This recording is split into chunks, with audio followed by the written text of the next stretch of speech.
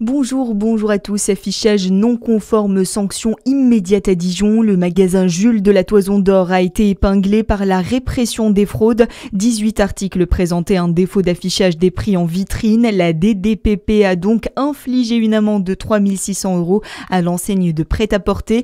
La réglementation est claire, les prix doivent apparaître visiblement et sans ambiguïté afin d'assurer une information transparente pour les consommateurs. Verdict après le viol commis lors du festival de Châlons. Yassine Messaoud a été condamné à 10 ans de prison pour le viol d'une jeune femme durant Châlons dans la rue en 2023.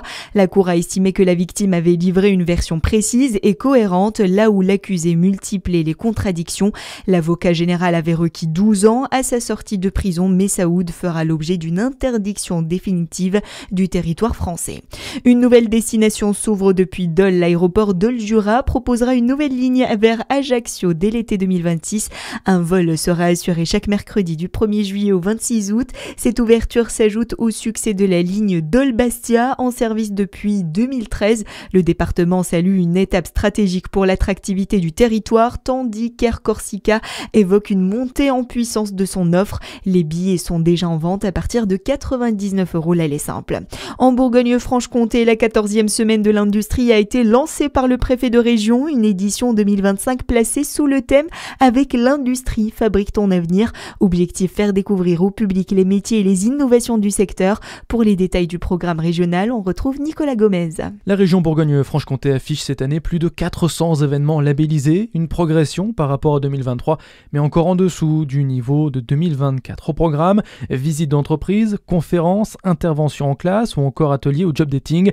Pour le lancement, le préfet a rappelé l'impact du plan France 2030 avec 260 projets industriels soutenus dans la région pour 547 millions € investis depuis 2022. L'enjeu reste celui des compétences. Près de 153 000 recrutements ont été prévus cette année, alors que 90% des entreprises du secteur rencontraient encore des difficultés d'embauche en 2024. Dans le même contexte, l'État a publié son baromètre industriel avec une ouverture nette d'usines dans notre région. 5 sites ont ouvert ou été étendus contre 4 fermetures ou réductions d'activité.